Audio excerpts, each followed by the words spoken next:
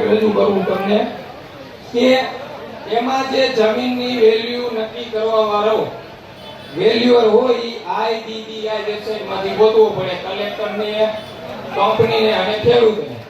એમાં જે માન્યતા વાળો વેલ્યુઅર હોય ઈ જ હાયર કરવાનો. ઈ હાયર કરશે તો ત્રણેય વેલ્યુઅર તમારા ગામમાં જશે, બધાના ખેતરના સર્વેર કરશે, પડીકું વાળીને કવરમાં નાખી દેશે અને કવર પેક કરી ત્રણ કલેક્ટરને જમા કરાવશે.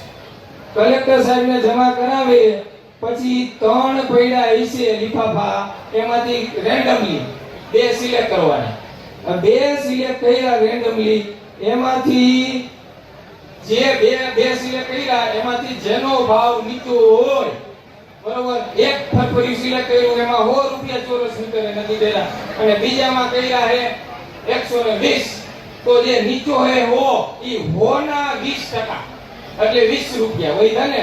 ઈ 20 રૂપિયાનો જ તફાવત હોય બે ફરફરિયા હોય છે તો કલેક્ટર ભાઈની એવરેજ કાઢશે, બરોબર. એટલે દાખલા તરીકે એકે 100 કર્યો, ઓલા 120 કર્યો, એટલે 20 રૂપિયાનો ડિફરન્સ છે, 20% કરતા ઓછો, એટલે કલેક્ટર 110 રૂપિયા બજાર કિંમત નક્કી કરી નાખે. પણ ઈ બે ફરફરિયા સિલેક્ટ કર્યા એમાં એક 100 રૂપિયા વાળું નીકળ્યું ને એક 150 રૂપિયા વાળું નીકળ્યું, તો એમાં 20% કરતા વધારે ડિફરન્સ છે. તો એમાં શું કરવાનું? એમાં એવું કે 20% થી વધુ ડિફરન્સ છે તો જે નાની વેલ્યુ છે એટલે કે 100 રૂપિયા છે એમાં 10% નો વધારો કરી એટલે કે 110 રૂપિયા બજાર કિંમત જાહેર કરવાની. અને ઈ ત્રણ જણાની કમિટીમાંથી જો ખેડૂત એમ કે માન્ય નથી, આવું ના પાડે ને, તો પછી શું કરવાનું?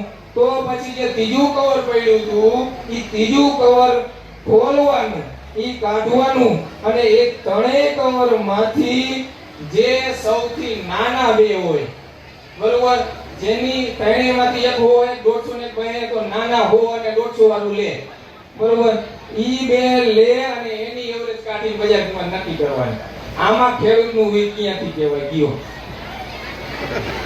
આમાંથી ખેડૂતનું કે એક તો ખેડૂતની મરજી વગર તમારે થાંભલે નાખવા, લાઈનો કાઢવાની, તો મારા ભાઈ ખેડૂતના વેલ્યુઅરે જે ભાવ નક્કી કરવાની દઈ દેવાના હોય, દઈ દેવાના હોય. આ ખેડૂત હિતેશી નથી, કંપની હિતેશી આ બજાર કિંમત કઈ રીતે નક્કી કરવું નહીં.